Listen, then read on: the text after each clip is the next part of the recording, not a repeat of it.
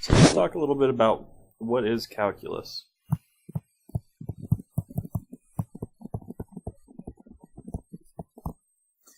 So calculus is the study of how do you take a big picture and make it smaller and understand those small pieces, or how do you take a bunch of small pieces of a big picture and put them back together and get the full idea.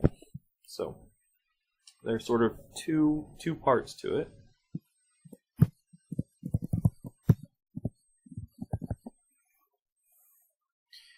We take a big picture and we make it small, or take lots of small pictures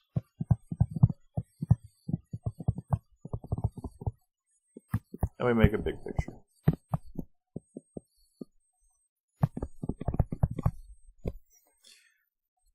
This is differentiation. This is integration. Okay.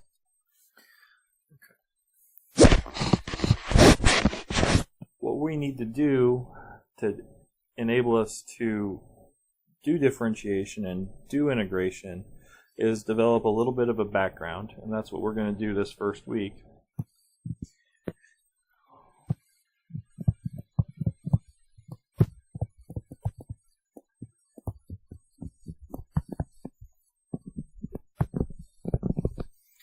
And that background is going to allow us to talk about how big something is, how small something is, what's it mean to make something smaller, what's it mean for two things to be equal, and that type of stuff. So we need to be able to compare quantities.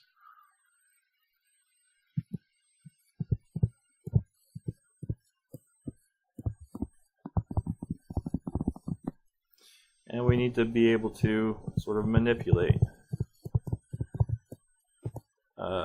quantities.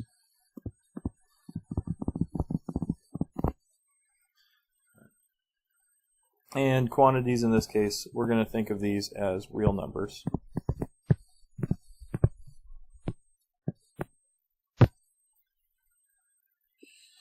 Okay, so the first thing we're going to start with is real numbers.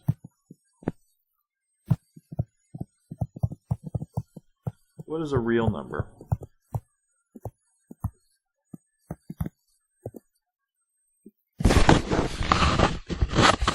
It's not imaginary, right? We're going to have to start by looking at counting numbers.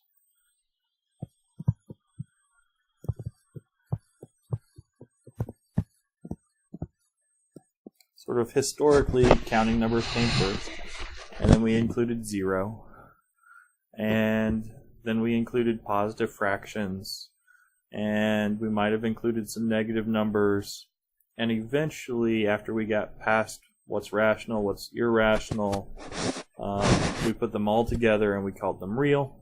And then a century or so later, probably more like 5 or 10 centuries later, we decided to add complex numbers, square roots of negative numbers. But what we're going to deal with are going to be the real numbers. So we get to real numbers via counting numbers, which are natural numbers. And we have the blackboard bold N for the natural numbers. Then we'll include integers.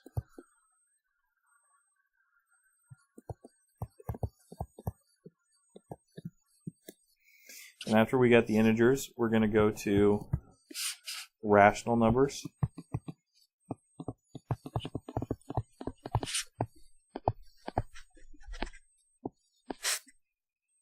Which are fractions. And then finally, we're going to get to the reals. Okay, so there's kind of a lot going on to get to the reals. And the reason we kind of stop at the reals is because the reals have two very nice properties.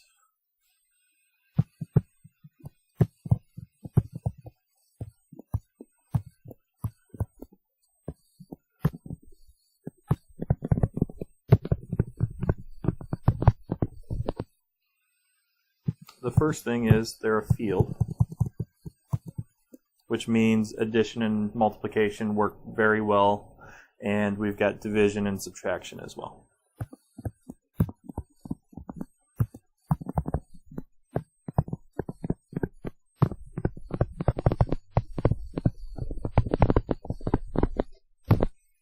Okay, so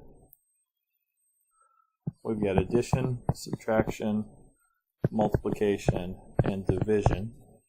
And any of these operations, they keep us inside the reals.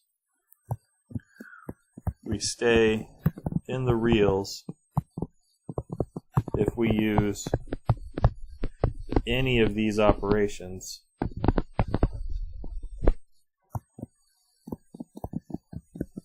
on real numbers.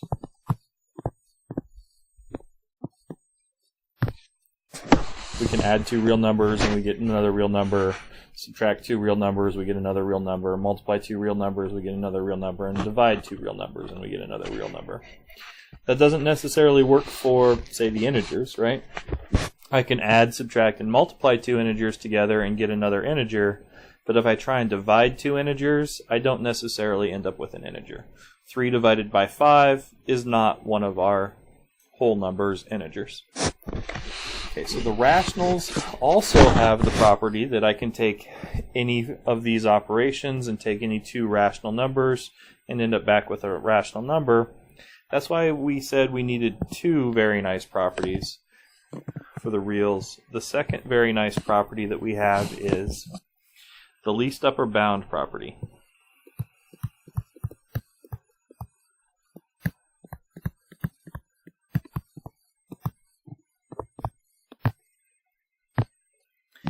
The least upper bound property says any non-empty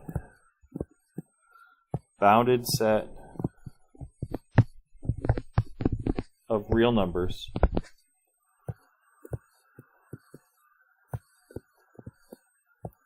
has a least upper bound that is real as well.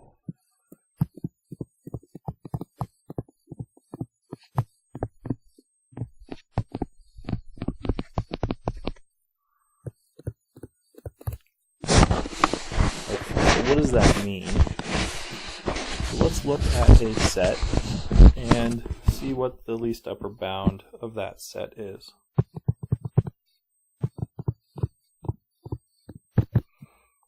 Let's look at the set of rational numbers, a over b. Rationals are reals. So these are inside the rationals, such that a over b is less than the square root of 2. This is a set of real numbers.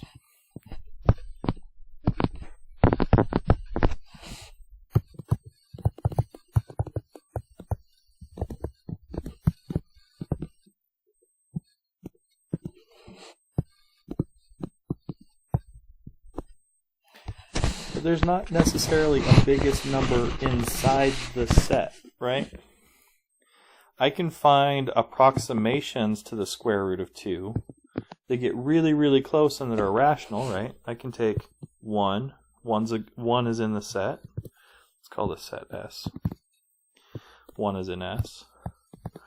1.4 is in S. Smaller than the square root of 2. 1.41 is inside S. And all of these are rationals, right? This is 1 over 1, this is 14 over 10, this is 141 over 100, etc. So I can find rational numbers in here, and I can keep getting closer and closer to the square root of 2. And each one of these is going to be bigger than the last one. There's no sort of real upper bound inside of this set, but the least upper bound, these things get closer and closer to the square root of 2. The least upper bound is the square root of 2, which is a real number.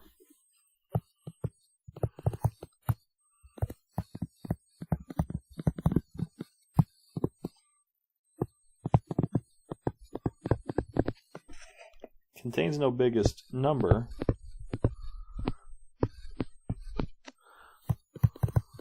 since we can always get a longer decimal approximation,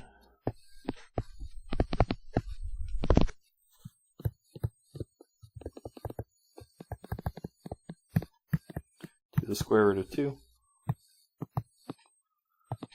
But it does have a least upper bound.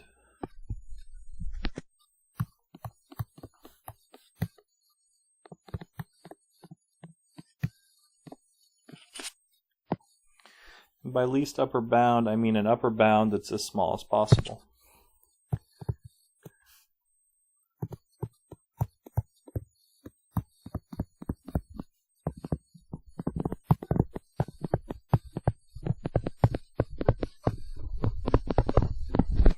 And that upper bound is the square root of 2, since no matter how small of a number we take away from the square root of 2, there's a decimal approximation, one of these rationals that we showed before, that gets closer to the square root of 2 than the square root of 2 minus that number.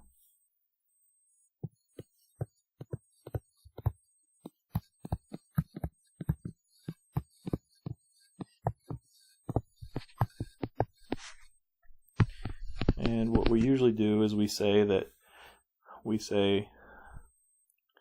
epsilon is greater than 0, and the square root of 2 minus epsilon is not an upper bound,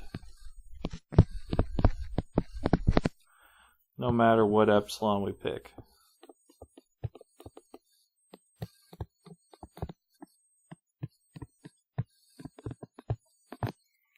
So epsilon can be as small as you want as long as it's positive. If you take something away from the square root of 2, this is smaller than the square root of 2, and it's not an upper bound anymore, so the square root of 2 must have been the smallest upper bound that we could find.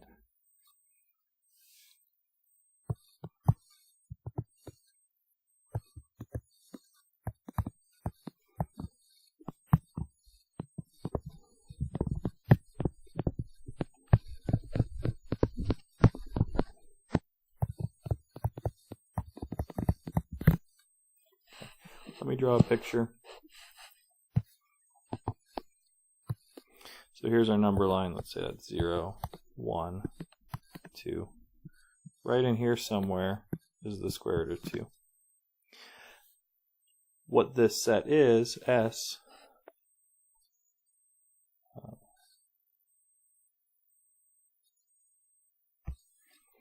S is all of the rational numbers along here that are smaller than the square root of 2.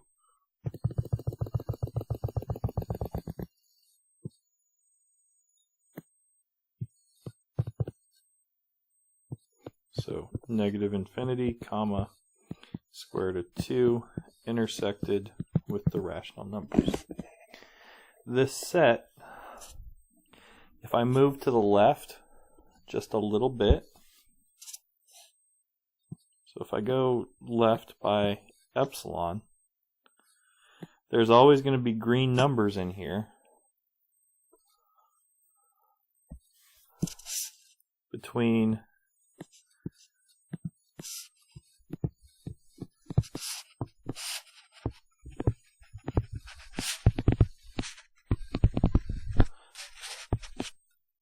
the square root of 2 and the square root of 2 minus epsilon.